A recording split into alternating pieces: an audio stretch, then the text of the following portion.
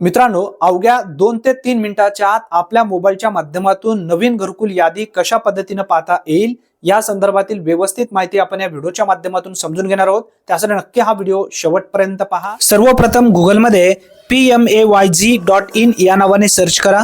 Search केल्यानंतर पहिली website दिसेल, त्यावरती टच केल्याच्या नंतर प्रधानमंत्री Awas Yojana ग्रामीणचा official portal open झालेला दिसेल।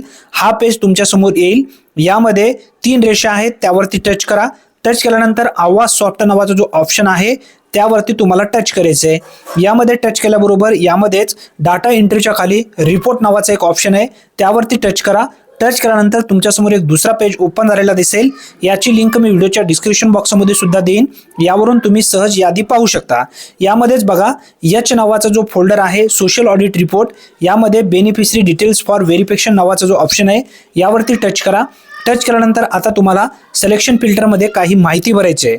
सर्वप्रथम तुम्हाला राज्य निवडायचं आहे, त्यानंतर जिल्हा निवडायचा आहे, त्यानंतर तालुका निवडायचा आहे, त्यानंतर तुमची ग्रामपंचायत निवडायची आहे, त्यानंतर वर्ष निवडायचं आहे आणि त्यानंतर योजना निवडायची आहे, प्रधानमंत्री आवास योजना। हे सर्व निवडल्याच्या नंतर खाली दिलेला कॅप्चा व्यवस्थित भरायचा आहे। कॅप्चा भरल्याच्या नंतर तुम्हाला सबमिट न्या पर्यायावरती टच करायचं आहे। आता सर्व माहिती या ठिकाणी मी भरून घेतो आणि थेट तुमच्या समोर या ठिकाणी माहिती देतो। बघा आता योजना निवडलेली आहे।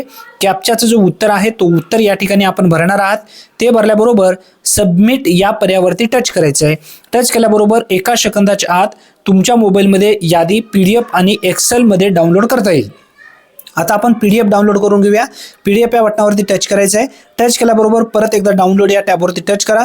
तुमच्या मोबाईलमध्ये आता यादी डाउनलोड झालेली आहे। ती यादी तुम्ही सहज पाहू शकता। यामध्ये आपल्या गावातून कोणकोणत्या लोकांचे नाव आलेले आहेत, किती हप्ते तुमच्या बँक खात्यामध्ये जमा झालेले आहेत, किती कोणाच्या लाभार्थ्यांच्या बँक खात्यामध्ये पैसे आलेले आहेत, आपल्या गावातून किती लोक या योजनेसाठी पात्र आहेत। यामध्ये जर तुमचं नाव आलेलं नसेल तर येणाऱ्या काही दिवसामध्ये जर तुम्ही पात्र असाल तर याच ठिकाणी ती यादी तुम्हाला पाहता येईल। ही महत्त्वपूर्ण माहिती जास्तीत जास्त मित्रांपर्यंत नक्की शेअर करा। धन्यवाद।